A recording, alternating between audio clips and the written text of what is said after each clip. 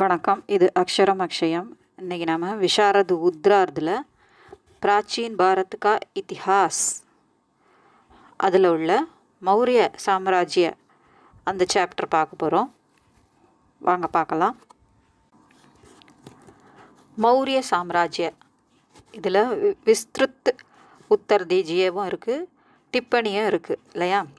அதில் விஸ்திருத் உத்தர் தீஜியே, அதில் விரிவான விடை தருக அப்படின்னு இருக்கிறதுல मौर्य सम्राटों की उपलब्धियों के बारे में एक लेख लिखिए. அதாவது மௌரிய சாம்ராட்டில் அவங்க என்னென்ன விஷயங்கள் அவங்க கடைப்பிடிச்சாங்க, என்னென்ன நாடுகளை கைப்பற்றி வச்சுருந்தாங்க அப்படின்னு, அவங்களுடைய இருப்பு என்ன, அவங்க எதையெல்லாம் தன் கையில் கைப்பற்றி வச்சுருந்தாங்க அப்படிங்கிறது, அவங்களுடைய நாடு எந்த அளவுக்கு பரவி இருந்தது, அதனுடைய சிறப்புகள், இந்த மாதிரியான எல்லா விஷயங்களையும் நம்ம இதில் விரிவாக எழுதணும் அப்படிங்கிறத கேட்டிருக்காங்க. ஏக்கு லேக் லிக்கியே, ஒரு கட்டுரை எழுதுக அப்படின்னு சொல்லியிருக்காங்க. चाणक्य और चंद्रगुप्त ने मौर्य साम्राज्य की स्थापना की. சாணக்கியர் சந்திரகுப்த தன் உதவிக்கு வைத்து கொண்டு அவரை ராஜாவாக்கி மௌரிய சாம்ராஜ்யத்தை அமைத்தார்கள். ஸ்தாபனாக்கி அமைத்தார்கள் இருவரும் சேர்ந்து. நந்த் वंश के अंतिम राजा धननंद ने ब्राह्मण चाणक्य का अपमान किया. இது எல்லாருக்கும் தெரிஞ்சது தான், சாணக்கிய சபதம் அப்படிலாம் நம்ம சொல்லுவோம். ஸோ நந்த வம்சத்தை சேர்ந்த தனநந்த் அப்படிங்கிறவர் பிராமணனான சாணக்கியரை அவமானப்படுத்துகிறான் கோபத்தில். इसलिए असंतुष्ट होकर चाणक्य ने नंद वंश को हटाना चाहा. அதனால் அதிருப்தி அடைஞ்ச சாணக்கியர் இந்த நந்த வம்சத்தை இங்கேருந்து எப்படியாவது நீக்கிறணும் அப்படின்னு சொல்லி விரும்பினார். इस दिशा में उसे चंद्रगुप्त की सहायता मिली. அந்த வகையில் அவருக்கு சந்திரகுப்தின் உதவி கிடைத்தது, சகாயத்தா உதவி கிடைத்தது. அப்போ சகாயத்தாங்கிறது பெண்பால்ங்கிறதுனால மிலி அப்படின்னு இருக்குது. கீ சகாயத்தா அப்படிங்கிறதும், சகாயத்தாங்கிறது பெண்பால்ங்கிறதுனால கீ அப்படிங்கிறதும், மிலிங்கிறதும் பெண்பாலில் இருக்குது. दोनों ने मिलकर सेना का प्रबंध करके क्रांति मचाई. இருவரும் சேர்ந்து ஒரு பெரிய படையை பிரபந்து கற்கே ஏற்பாடு செய்து கிராந்தி மச்சாயி அப்படின்னா புரட்சியை எழுப்பினார்கள், புரட்சி செய்தார்கள். Is பிரகார் Maurya Chamaraja Ki ஸ்தாபனா Hui. So இவ்வாறு is பிரகார் Maurya Chamaraja Ki ஸ்தாபனா Hui, இவ்வகையில் மௌரிய சாம்ராஜ்யம் நிறுவப்பட்டது. ஆனால் இந்த லைனில் எப்படி கொடுத்துருக்கு? மௌரிய சாம்ராஜ்யத்தின் நிறுவுதல் நிகழ்ந்தது, நடந்தது அப்படிங்கிற மாதிரி இந்த லைன் இருக்குது. இதுலேயும் ஸ்தாபனா அப்படிங்கிறது பெண்பாலுங்கிறதுனால கீ இருக்குது, ஹுயின்னு இருக்குது. चंद्रगुप्त ने सारे उत्तर भारत को अपने अधीन कर लिया. சந்திரகுப்து சாரே உத்தர் பாரத் வட இந்தியா அனைத்தையும் அப்னே அதீன் தனக்கு கீழே கொண்டு வந்தார். கர்லியா செய்து கொண்டார், தனக்கு கீழே செய்து கொண்டார். उसने पंजाब पर चढ़ाई करके यूनानियों को भगाया. அந்த பஞ்சாபை அந்த சமயம் தன் கையில் வச்சுருந்த கிரேக்கர்கள், யுனானியோங்கோ கிரேக்கர்களை என்ன செஞ்சார்?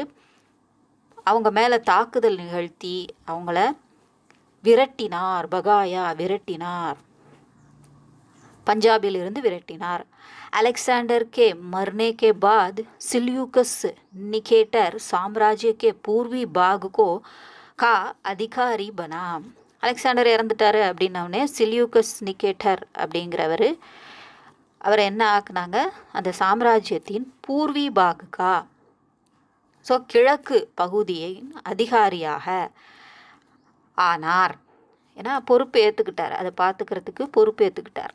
उसने ईपू 305 में भारत पर आक्रमण किया. அவர் ஈபூன கிமு, ஈசாயி பூர்வ அப்படின்னு சொல்கிறாங்க. கிமுன்னு நம்ம தமிழில் சொல்லுவோம் இல்லையா. ஸோ 305 பாரதத்தின் மீது தாக்குதல் நிகழ்த்தினார். சந்திரகுப்தனே உசே ஹராயா, சந்திரகுப்து அவரை தோற்கடித்தார். உசே சந்தி கர்ணிப்படி, ஸோ 2 பேரும் நல்ல வீரர்களாக இருந்ததுனால ஒருத்தருக்கு ஒருத்தர் அது ஏறக்குறைய ட்ராவில் போன மாதிரி இருந்தது. 2 பேரும் என்ன செஞ்சாங்க, அழிவு தொடர்ந்துக்கிட்டே இருக்குன்ன உடனே உடன்படிக்கையை ஏற்படுத்திக்கிட்டாங்க. இஸ்கே அனுசார் வர்த்தமான் ஆப்கானிஸ்தான் और பலுசிஸ்தான் கா பிரதேஷ் சந்திரகுப்துக்கோ தேனா படா. ஸோ இந்த 2 இடத்தையும் சந்திரகுப்துக்கு கொடுக்க வேண்டியதாகிருச்சு அப்படின்னு சொல்கிறாங்க. சந்திரகுப்தனே சிலியூக்கஸ்கோ 500 हाथी भेंट में दिए. ஸோ அவர் சந்திரகுப்து என்ன கொடுக்குறாரு, 500 हाथी 500 யானைகளை பரிசாக கொடுக்குறாரு. उसने चंद्रगुप्त के दरबार में अपने राजदूत மெகஸ்தனீஸ் கோ பேஜா. ஸோ அவர் சிலியூக்கஸ் என்ன செய்கிறார், தன்னுடைய ராஜ தூதரான மெகஸ்தனீஸை चंद्रगुप्तனுடைய दरबाருக்கு அனுப்புகிறார்.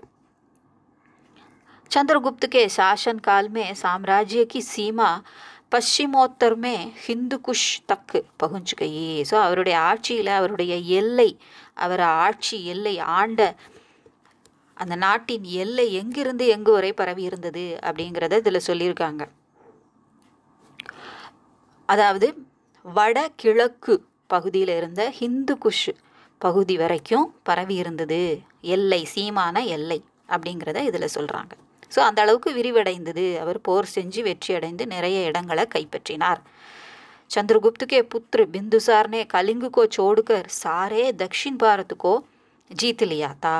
கலிங்கத்தை தவிர மற்ற எல்லா தெற்கு பகுதியையும், பாரதத்தின் தென்பகுதி அனைத்தையும் சந்திரகுப்தனுடைய மகனான பிந்துசாரர் தன் கைக்கு கொண்டு வந்தார், அதாவது வெற்றி கொண்டார். बिंदुसार का पुत्र अशोक मौर्य साम्राज्य का सर्वाधिक प्रभावशाली सम्राट बना. சந்திரகுப்து எந்த அளவுக்கு இருந்தாரோ அதையும் விட அதிகமாக அவருடைய பேரன், அதாவது பிந்துசாரனுடைய மகனான அசோக் மௌரிய சாம்ராஜ்யனுடைய சர்வாதிக், மிக சர்வ அதிக் அப்படின்னு அர்த்தம், சர்வாதிக் பிரபாவசாலி, மிகவும் சக்திசாலியாக அந்த சாம்ராட். பிரபாவ்னா ஒரு தாக்கம், ஒரு எந்த ஒரு விஷயத்திலே ஒரு தாக்கத்தை ஏற்படுத்தக்கூடிய அளவுக்கு, ஒரு பாதிப்பை ஏற்படுத்தக்கூடிய அளவுக்கு ரொம்ப எஃபெக்டிவானவராக அவர் இருந்தார். ஒரு சாம்ராட், சக்கரவர்த்தியாக ஆனார். பனா அப்படின்னா ஆனார். அசோக் ஈபூ 272 மகான் வீர் யோதா தா. ஸோ 200 கிமு 273 272, அது அப்படி தான் இருக்கும். கிமுவில் உள்ள நம்பர்லாம் பேக்வேர்டில் தான் இருக்கும். மகான் வீர் யோதா தா, ஒரு சிறந்த வீர யுத்த வீரனாக அவர் இருந்தார். उसने सम्राट होकर देवनाम प्रिय प्रियदर्शी आदि उपाधियां धारण की. தாரன் கீ ப்ளூரல்ல இருக்கு இல்லையா, 2. தேவநாம பிரிய, கடவுள் பெயர் விரும்புபவன் அப்படிங்கிற அர்த்தத்தில் ஒன்று. பிரியதர்ஷி, தர்ஷி பார்க்க இனிமையானவன், பார்ப்பதற்கு இனிமையானவன் அப்படிங்கிற மாதிரி பல பட்டங்களை அவர் தாங்கி வந்தார். தாரன் கி அப்படின்னா தாங்கி வந்தார். உஸ்னே காஷ்மீர் கோ ஜீத்துக்கர் ஸ்ரீநகர் கோ பசாயா.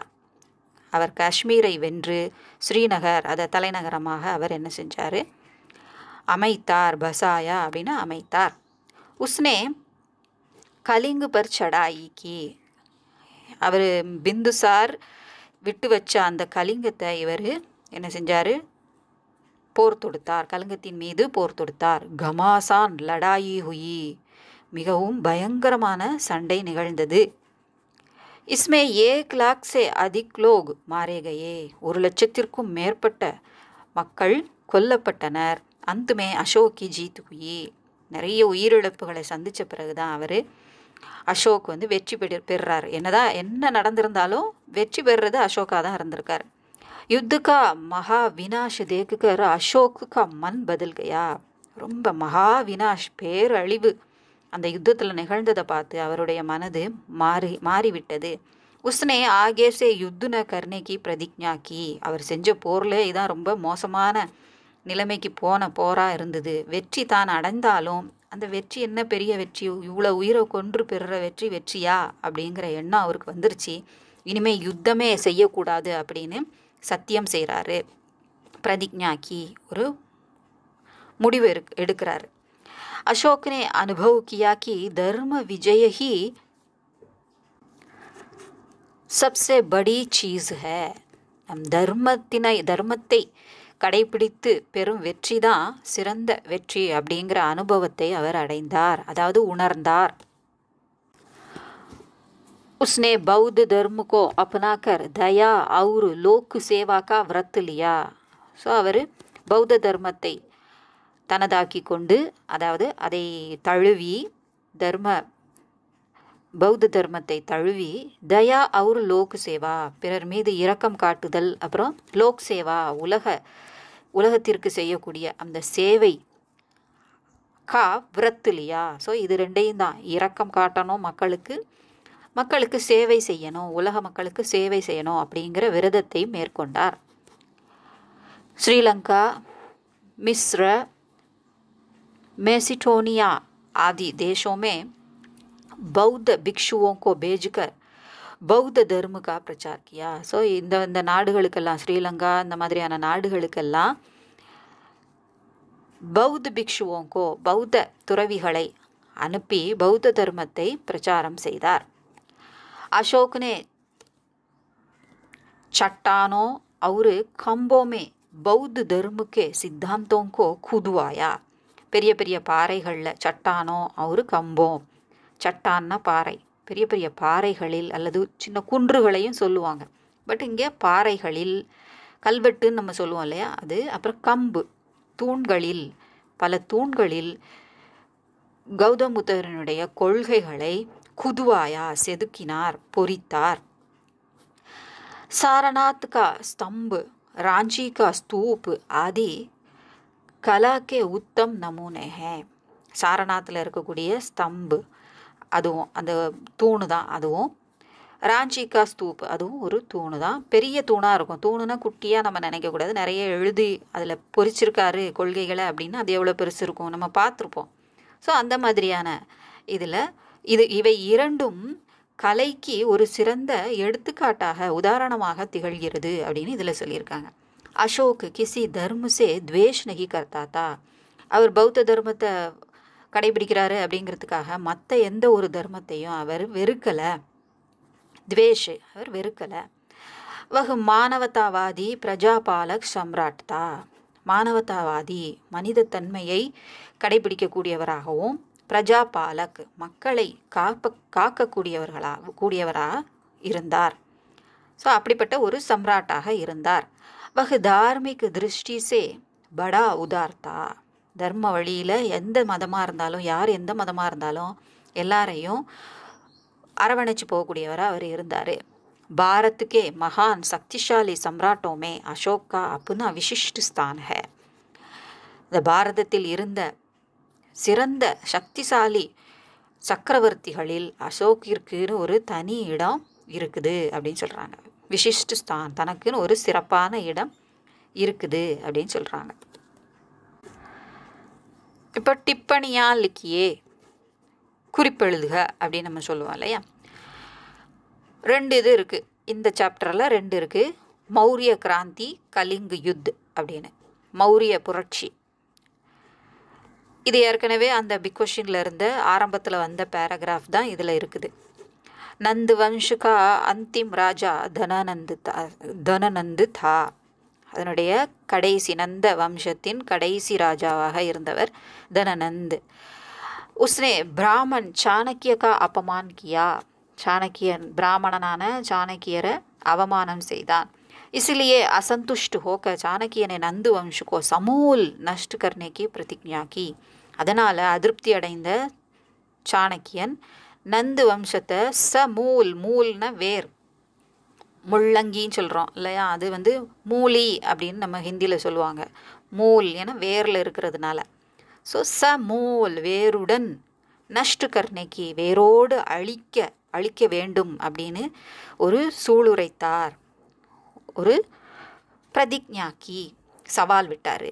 इस दिशा में चाणक्य को चंद्रगुप्त की सहायता मिली. அந்த வகையில் அவருக்கு சந்திரகுப்தின் உதவி கிடைத்தது. चंद्रगुप्त के पिता नंद की सेना में एक अधिकारी थे. சந்திரகுப்தோட அப்பா அந்த நந்தருடைய தனநந்த, அந்த நந்த வம்சத்தில் அவர் ஒரு அதிகாரியாக வேலை செஞ்சிட்டு இருந்தார். சந்திரகுப்தோட அப்பா. किसी कारण से नंद ने उसको मरवा डाला. ஏதோ ஒரு காரணத்தில் அவர் கொன்று போட்டுறாரு. யார? சந்திரகுப்தோட அப்பாவை.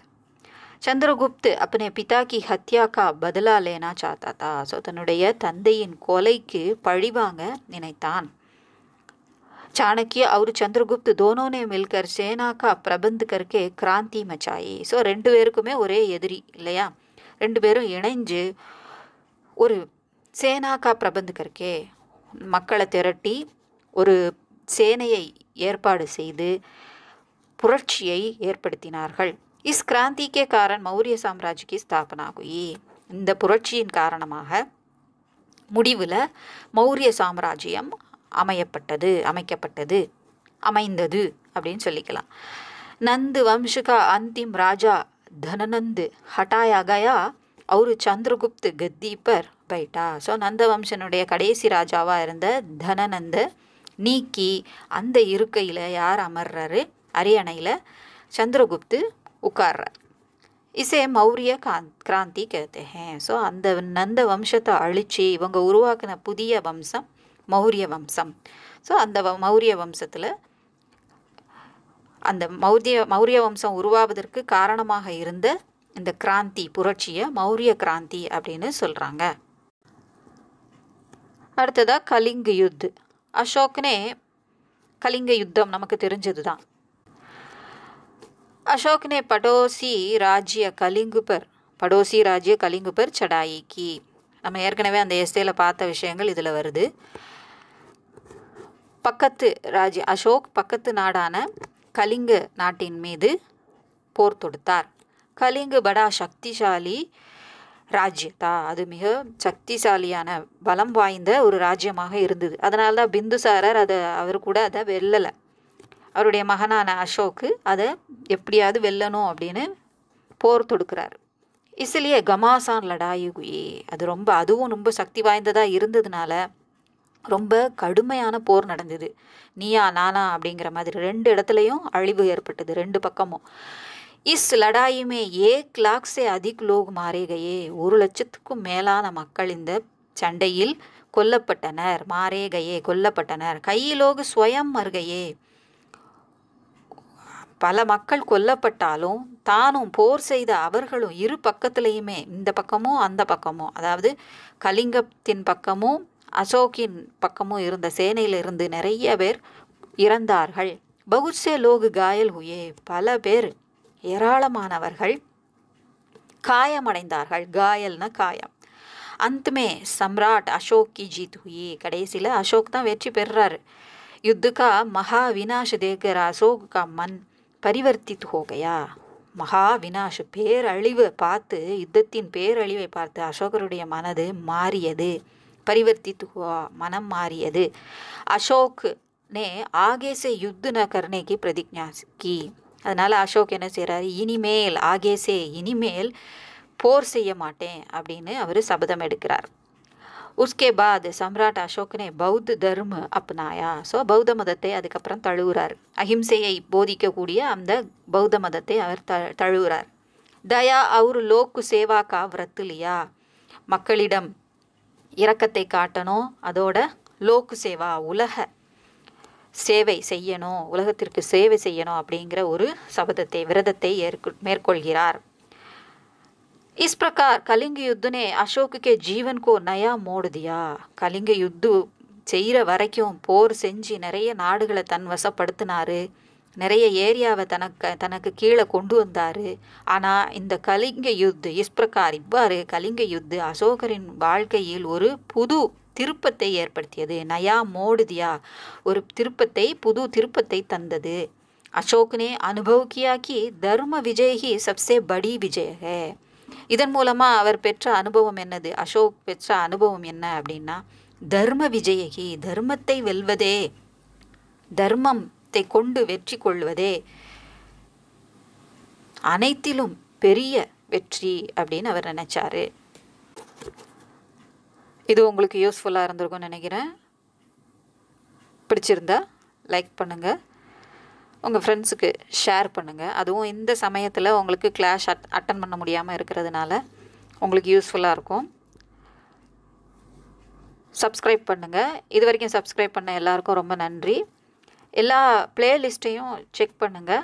சில இது அதில் இருக்கா என்னன்னு தெரியாமலே நீங்கள் ரிக்வெஸ்ட் வைக்கிறீங்க. அது இருக்கும். ஒவ்வொன்றும் சாப்டர் வைஸு, ஒவ்வொரு எக்ஸாம் வைஸுன்னு மட்டும் இல்லாமல் சாப்டர் வைஸும் உங்களுக்கு பிளேலிஸ்ட் இருக்கும். ஏன்னா ஒரே இதுக்குள்ளே போடும்போது நீங்கள் தேடுறது கஷ்டமாக இருக்கும்னு பிளேலிஸ்ட்டே நிறைய இருக்குது, 80க்கு மேலே இருக்குது. அதனால் நம்பர் போட்டு வச்சுருக்கிறேன். ஒவ்வொரு எக்ஸாமோட நம்பர், பிராத்மிக்ங்கிறது 1, மத்தியமாங்கிறது 2 அப்படின்னு போட்டு இருக்கும், நம்பர் போட்டு இருக்கும். ஸோ ஈஸியாக நீங்கள் கண்டுபிடிச்சிக்கலாம்.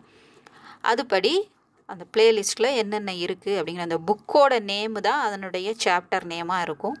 அதனால் சிலபஸில் அந்த புக்கோட நேமை பார்த்துக்கோங்க. புக்கு தான் அந்த ஒரு சாப்டராக இருக்கும் இல்லையா, 4 வகையான ஒரு சிலபஸில் இருக்கக்கூடிய அந்த நேமை வச்சு அந்த பிளேலிஸ்ட்டை கண்டுபிடிச்சிக்கோங்க. நன்றி, வணக்கம், தன்யவாத்.